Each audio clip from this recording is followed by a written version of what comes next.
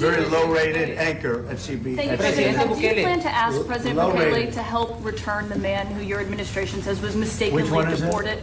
The man who was mistakenly deported to El Salvador? Well, let me ask Pam, would you answer that question? Sure, President. First and foremost, he was illegally in our country. He had been illegally in our country.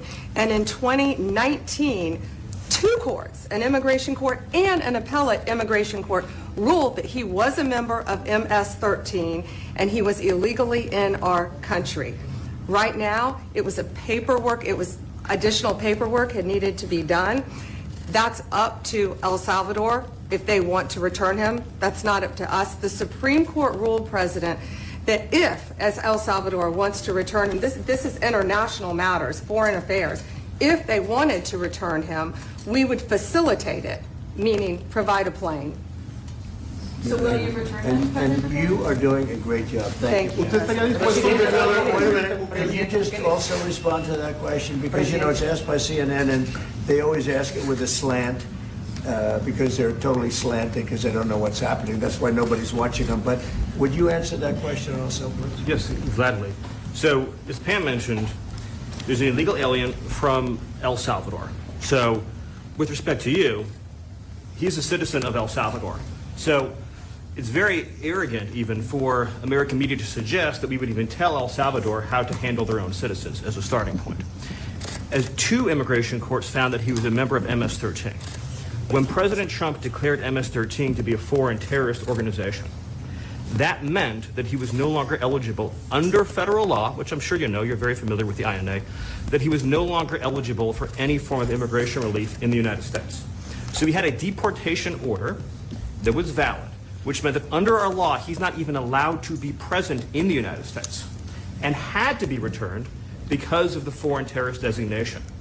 This issue was then, by a district court judge, completely inverted, and a district court judge tried to tell the administration that they had to kidnap a citizen of El Salvador and fly him back here.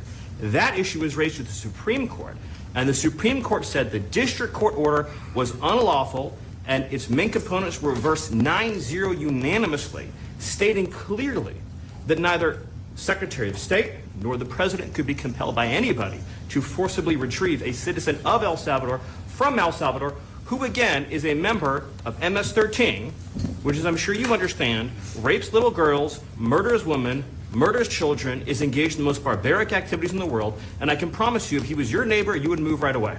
So you don't plan to ask for Supreme Court is asking to.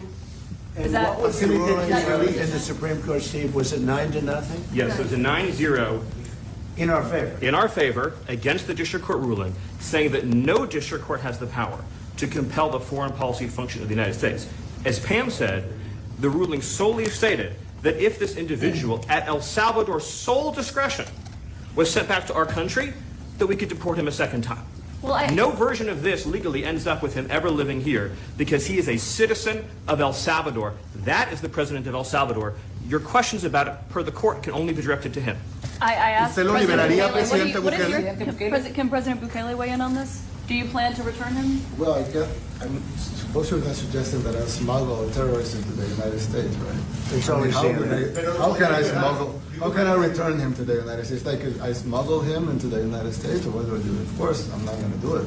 It's like, the question is preposterous. How can I smuggle a terrorist into the United States? I don't have the power to return him to the United States. But you can release him inside El Salvador. Yeah, but I'm not releasing, we're not very fond of releasing terrorists into our country. We just turned the murder capital of the world into the safest country of the Western Hemisphere, and you want us to go back into releasing criminals so we can go back to being the murder capital of the world? No, that's not going to happen. Well, they'd love to have a criminal, released into our I mean, there's a fascination. They would love it. Yeah. They're sick. These are sick people. Mark, do you have something to say about that? Yeah, Stephen Eitland, I don't understand what the confusion is. This individual is a citizen of El Salvador. He was illegally in the United States and was returned to his country. That's where you deport people, back to their country of origin, except for Venezuela that wasn't refusing to take people back, or places like that. I can tell you this, Mr. President, no, the foreign policy of the United States is conducted by the President of the United States, not by a court. And no court in the United States has a right to conduct the foreign policy of the United States. It's that simple. End of story. And that's what the Supreme Court held, by the way, to Bartlett's point. The Supreme Court said exactly what Marco said, that no court has the authority to compel the foreign policy function of the United States.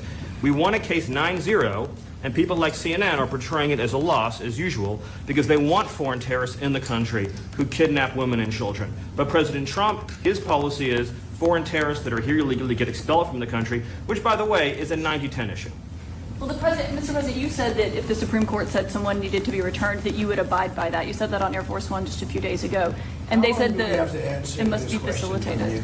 Why don't you just say, isn't it wonderful that we're keeping criminals out of our country? Why can't you just say that? Why do you go over and over? And that's why nobody watches you anymore. You know, you have no credibility. Please, go ahead. President,